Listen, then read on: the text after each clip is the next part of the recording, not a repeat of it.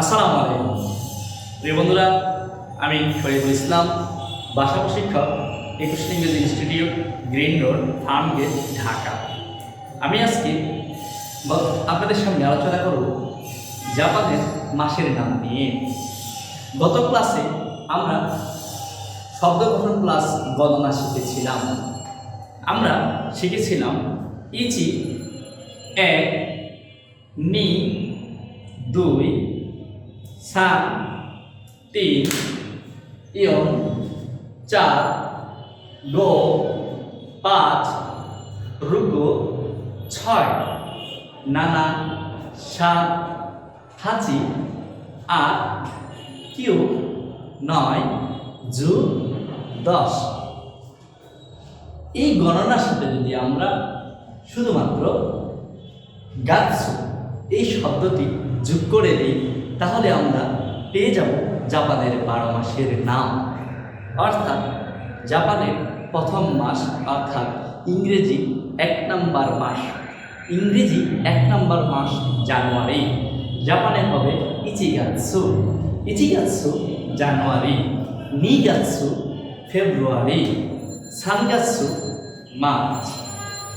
ইয়নগাৎসু হবে না, তারা ইয়নগাৎসু বলবে না, তারা বলবে শিগাৎসু, শিগাৎসু এপ্রিল, গোগাৎসু মে, রুকুগাৎসু জুন, শিচিগাৎসু জুলাই।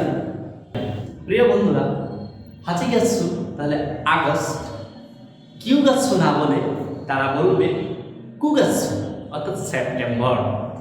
সেপ্টেম্বর মাস আমার জন্ম মাস, অর্থাৎ আমি সেপ্টেম্বর মাসে জন্মগ্রহণ করেছি। কুগাৎসু, কুগাৎসু সেপ্টেম্বর, জোগাৎসু অক্টোবর, জোইচিগাৎসু নভেম্বর, জো নিগাৎসু ডিসেম্বর। প্রিয় বন্ধুরা, তাহলে আমরা জাপানিজ গণনার সাথে গাৎসু শব্দটি যুক্ত করে দিয়ে, গাৎসু শব্দটি যুক্ত করে দিয়ে জাপানের 12 মাসের নাম পেয়ে যাব। অর্থাৎ ইচিগাৎসু, ইচিগাৎসু জানুয়ারি, নিগাৎসু ফেব্রুয়ারি,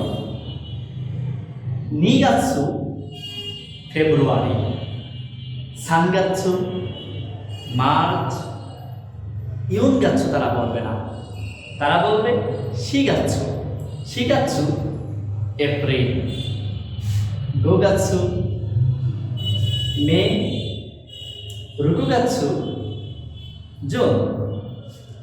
নানাগাৎসু কিন্তু বলবে না, আপনারা নানাগাৎসু বলতে চেয়েছিলেন, সেটা আমি বুঝতে পেরেছি। তারা বলবে শিচিগাৎসু জুলাই, হাচিগাৎসু অগাস্ট, কুগাৎসু সেপ্টেম্বর, জোগাৎসু অক্টোবর, জোইচিগাৎসু নভেম্বর, জো নিগাৎসু ডিসেম্বর। অর্থাৎ তারা গণনার সাথে গাৎসু শব্দটি যুক্ত করে দিয়ে তাদের 12 মাসের নাম বলে থাকে বা ব্যবহার করে থাকে। দেখা হবে পরবর্তী ক্লাসে আবারও নতুন কোনো টপিক নিয়ে। ভালো থাকুন, সুস্থ থাকুন, সকল জীবের মঙ্গল হোক।